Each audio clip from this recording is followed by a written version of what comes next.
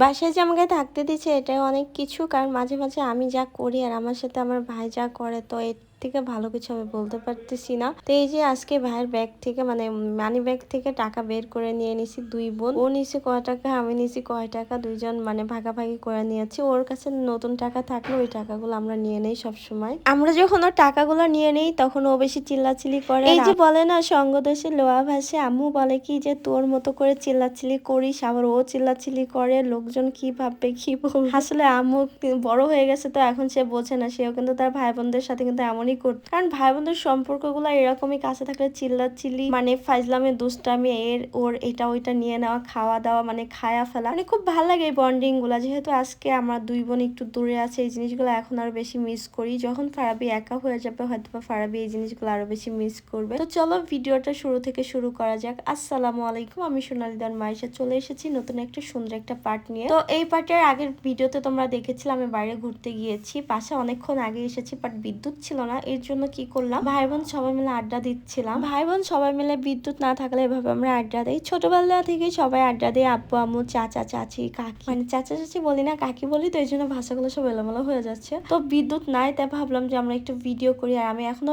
Video করবো দেখি হিজাব পরে আছি, তো ভিডিও করার জন্য ছাদে চলে আসছি। আসার পরে এই যে আমার ভাই আবার একটু ভিডিও করে নিচ্ছে। এটা কি বলতো, এটা ছিল মিষ্টি কুমড়া, কারণ আমাদের ছাদে মিষ্টি কুমড়া উঠেছে।